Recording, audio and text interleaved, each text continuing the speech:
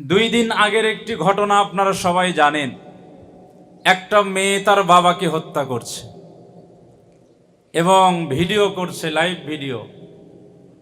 বাবার উপরে ছুরির আঘাত করছে আর আনন্দ উল্লাস করছে। কেন বাবাকে একটি মেয়ে হত্যা করলো? মেয়ের জবানবন্দি হলো।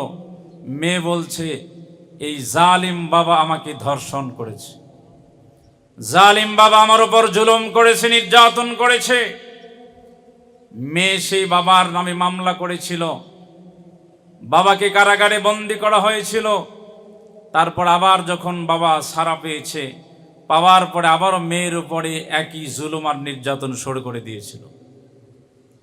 তাহলে একজন বাবা যদি মেয়ের উপরে জুলুম নির্যাতন করে, বাবা যদি একটা মেয়েকে ধর্ষণ করে, তাহলে আজকে সমাজের অবস্থা কেমন? সমাজ কোথায় গিয়ে দাঁড়িয়েছে? এই জন্য মুসলমান ভাইয়েরা, এখানে দোষ উভয়ের দোষ। যদি মেয়ের কথাটা সত্য হয়ে থাকে তাহলে বাবার দোষ, আর বাবার কথাটা যদি সত্য হয়ে থাকে মেয়ের দোষ। বাবা যদি মেয়েকে সঠিক শিক্ষা সুশিক্ষা দিত তাহলে মেয়ে বাবাকে হত্যা করতে পারত না। আর বাবা যদি সঠিক থাকতো, বাবা যদি হক আদায় করত, সন্তানের হক যদি বাবা আদায় করত, তাহলে মেয়ের হাতে বাবাকে খুন হইতে হতো না। আল্লাহ তাআলা আমাদেরকে সৃষ্টি করেছেন, আল্লাহ তাআলা আমাদের মৃত্যু দিবেন। জন্ম দিয়েছেন, মৃত্যু আমাদের হবেই। জন্ম এবং মৃত্যুর মাঝে আল্লাহ তাআলা দেখতে চায় কে কত সুন্দর, কে কত ভালো আমল করতে পারে। ভালো আমল করতে গিয়ে অনেক সময় আমরা নিজেরা ভালো আমল করি, নিজেরা সৎ কাজ করি, আশপাশের ভালো মন্দ আমরা দেখি না, পাশের মানুষগুলো কি করছে আমরা দেখি না, আত্মীয় স্বজনগুলো কি করছে আমরা দেখি না, বিবি কি করছে আমরা দেখি না, সন্তান কি করছে আমরা দেখি না। আজকে এত সুন্দর একটি আয়োজন, আমাদের প্রিয় ভাই বেলাল ভাই সুন্দর একটি আয়োজন করেছেন তার সন্তানকে উদ্দেশ্য করে। আসলে আমাদের প্রত্যেকের উচিত সন্তানকে এমন কিছু উপহার দেওয়া, এমন কিছু অনুষ্ঠান উপহার দেওয়া যে অনুষ্ঠানের ভিতরে সন্তানের চরিত্র সংশোধন হয়। আজকে বড় দুঃখের বিষয়, মসজিদে হুজুর আলোচনা করে, ওয়াজ করে, আমরা আলোচনা শুনি, ওয়াজ শুনি। বিভিন্ন মাহফিলে হুজুররা আলোচনা করে, ওয়াজ করে, আমরা ওয়াজ শুনে থাকি।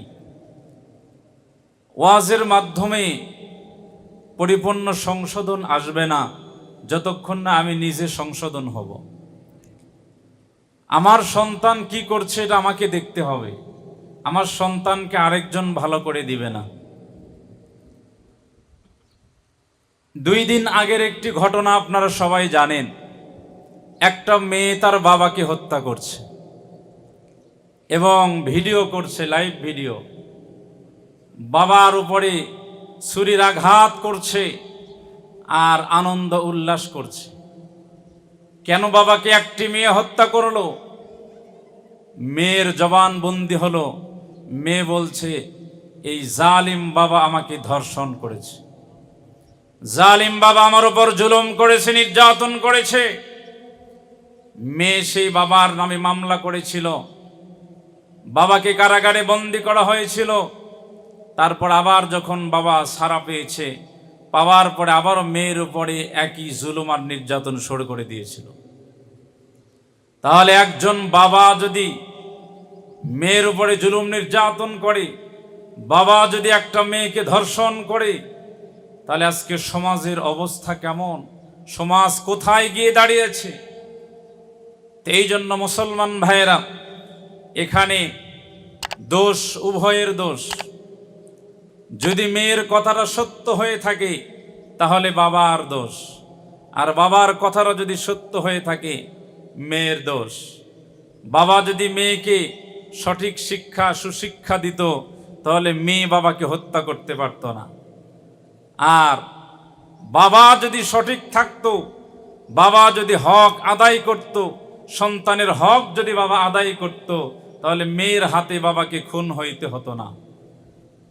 একজন অভিভাবকের দায়িত্ব কি? বিশ্বনবী বলেন, যখন কোনো সন্তান জন্মগ্রহণ করলো, ফালইউহসিন ইসমুহু, সন্তানের সুন্দর একটি নাম রাখতে হবে, সুন্দর নাম রাখতে হবে। কিন্তু আমরা সন্তানের সুন্দর নাম রাখি না। হুজুরের কাছে গিয়ে বলে, হুজুর সুন্দর একটা নাম বলে দেন। হুজুর ভালো নাম বলে দেয়, বাবার যদি পছন্দ হয়, মায়ের যদি পছন্দ হয় রাখে, পছন্দ না হলে রাখে না। আমরা সমাজের সাথে মিলাই, এই নাম তো সমাজের অনেক মানুষের আছে, এরকম ভাবে আমরা বলে থাকি। তো সন্তানের সুন্দর নাম রাখতে হবে, সন্তানকে আদব শিক্ষা দিতে হবে। সন্তান যখন বড় হয়ে যাবে, তখন এই সন্তানকে বিবাহ দিতে হবে। আর বিবাহের উপযুক্ত হয়েছে সন্তান, আপনি যদি সন্তানকে বিবাহ না দেন, এই সন্তান যদি গুনাহে জড়িত হয়, তাহলে এই গুনাহ পিতামাতার ওপরেই বর্তাবে। কথা বলেন ঠিক কিনা? এই জন্য মুসলমান ভাইয়েরা, সন্তানদেরকে ছোটবেলা থেকে সুশিক্ষা দিতে হবে, সন্তানদেরকে সঠিক শিক্ষা দিতে হবে, সন্তানদেরকে ইসলামী শিক্ষা দিতে হবে, সন্তানের উপর এক আল্লাহর ভরসা তার ভিতর তৈরি করে দিতে হবে। একটা মা তার সন্তানকে বলছে, বাবা তুমি নামাজ পড়ো। সন্তান মাকে বলছে, মা আমি যদি নামাজ পড়ে আমি কি পাবো? বলছে, বাবা নামাজ পড়লে তুমি খাবার পাবা। বলে, খাবার কোথায়? মা জননী সন্তানকে এমন ভাবে শিক্ষা দিচ্ছে, যায় নামাজের নিচে মা একটা রুটি রাখছে, আর সন্তানকে বলছে, বাবা তুমি নামাজ পড়ো, নামাজের পরে তোমার যায় নামাজের নিচেই তুমি খাবার পাবা। ছোট্ট শিশু যায় নামাজে দাঁড়িয়ে গেল, নামাজ আদায় করে ছোট্ট শিশু যখন যায় নামাজ উঠাইলেন, উঠানোর পরেই যায় নামাজের নিচে ছোট্ট শিশু দেখতে পেলেন সুন্দর একটি রুটি পাওয়া যায়। সন্তান রুটির লোভে, খাবারের লোভে বারবার নামাজ আদায় করে আজান হওয়ার সাথে সাথে যায় নামাজ নিয়ে দাঁড়িয়ে যায়। মা চুপি চুপি সন্তানের যায় নামাজের নিচে সুন্দর করে খাবার রেখে দেয়। এইরকম ভাবে চলতে চলতে কিছুদিন পর জনম দুঃখিনী মা পাশের এলাকায় বেড়াতে গিয়েছে, সন্তান বাড়িতে আছে, নামাজের সময় হয়েছে, আজান হয়েছে, সন্তান যাই নামাজ নিয়ে নামাজে দাঁড়ায় গেছে। যাই নামাজে দাঁড়ায় গেছে, জনম দুঃখিনী মা দূর থেকে চিন্তা করছে, আমার আদরের সন্তান আজান হয়েছে, নামাজে দাঁড়ায় গেছে, আজকে তো আমি সন্তানের যাই নামাজের নিচে খাবার দিতে পারি নাই। আজকে যদি আমার সন্তান নামাজ আদায় করে যায় নামাজটা উঠাই, যায় নামাজের নিচে তো আমার সন্তান খাবারও পাবে না। খাবার যদি না পায়, আমার সন্তান তো নামাজ ছেড়ে দিবে। মাই চিন্তা করতেছে আর আল্লাহর কাছে প্রার্থনা করছে, ওগো মালিক আপনি একটু আমাকে সাহায্য করেন, সহযোগিতা করেন। আমি মা যতক্ষণে বাড়িতে যাব সন্তানের নামাজ শেষ হয়ে যাবে। মা আল্লাহর কাছে দোয়া করছে আর দ্রুত বাড়ির দিকে এগুচ্ছে। আস্তে আস্তে মা যখন বাড়িতে আসলেন, সন্তানের নামাজ শেষ হয়ে গেছে। সন্তান যায় নামাজ উঠাইয়া বাড়িতে বসে আছে। মা জননী ঘরে প্রবেশ করার পরে সন্তানের দিকে তাকায় আছে, সন্তান মুচকি মুচকি হাসতেছে। জনম দুঃখিনী মা চিন্তা করতেছে, সন্তান আজকে খাবারও পায় নাই, সন্তান এই বুঝি নামাজ ছেড়ে দিবে, রাগান্বিত হয়ে যাবে। মা জননী সন্তানের সাথে কথা বলার সাথে সাথেই সন্তান মা জননীকে জানিয়ে দিলেন, ও মা গত কয়েকদিনে নামাজের পরে যায় নামাজের নিচে যে খাবারগুলো খেয়েছি গো মা, আপনি বিশ্বাস করেন আজকে নামাজের পরে যাই নামাজের নিচে যে রুটিটা পেয়েছি, এত সুস্বাদু রুটি, এমন সুস্বাদু রুটি কয়দিন নামাজের পরে পাই নাই। তাহলে মুসলমান ভাইরা, সুন্দর সুস্বাদু রুটি দিয়েছেন একজন, তিনি আমার আল্লাহ। এই জন্য সন্তানদেরকে সুশিক্ষা দিতে হবে, সন্তানদেরকে ইসলামের দিকে আহ্বান করতে হবে। সন্তানদেরকে আমরা যদি হেলাই খেলাই ছেড়ে দেই, এই সন্তান আমার বিপদের কারণ হয়ে দাঁড়াবে।